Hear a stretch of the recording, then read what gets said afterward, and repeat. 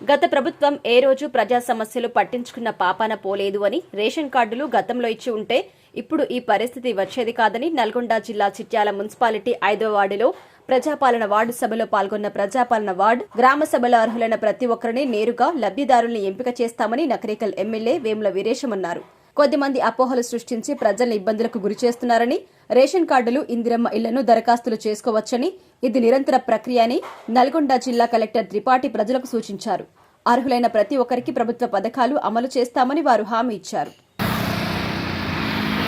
ఈ పథకాల వివరాలు వార్డులో ప్రజలందరికీ తెలియజేసి వారు వినిపించడం జరుగుతుంది.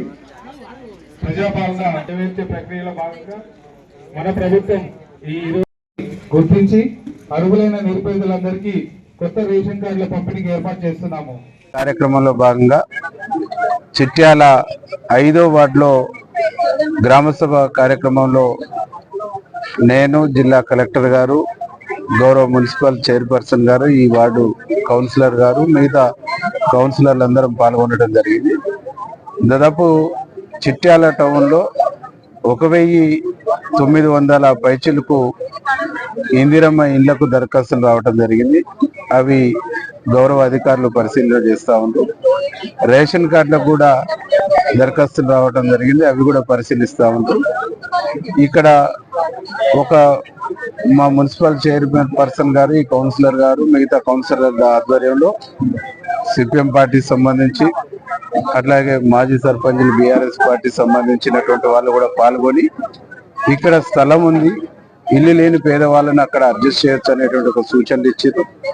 ఇళ్లను కూడా పేదవాళ్లకు పారదర్శకంగా ప్రభుత్వము ఇచ్చే కార్యక్రమానికి మేము 100% సపోర్ట్ చేస్తామని చెప్పేసి కూడా వాళ్ళు చెప్పారు. వారికి మనస్ఫూర్తిగా అభినందనలు తెలియజేస్తూ, ఇది పారదర్శకమైనటువంటి పద్ధతుల్లో ఈ దరఖాస్తుల స్వీకరణ కానీ సెలక్షన్ కానీ జరుగుతుంది అనడానికి ఇది ఒకటి ఉదాహరణగా మేము చెప్తాము. మా చైర్మన్ గారు కానీ, కౌన్సిలర్లు కానీ ఒక పారదర్శకమైనటువంటి పద్ధతుల్లో సెలక్షన్ లిస్టును ఫైనల్ చేస్తూ ఉంటారు. ఇది వారిని మనస్ఫూర్తిగా అధికారులను, మా చైర్మన్ గారిని, మా కౌన్సిలర్లను అభినందిస్తూ ప్రజలందరూ కూడా మేము ఒకటే విజ్ఞప్తి చేస్తాము.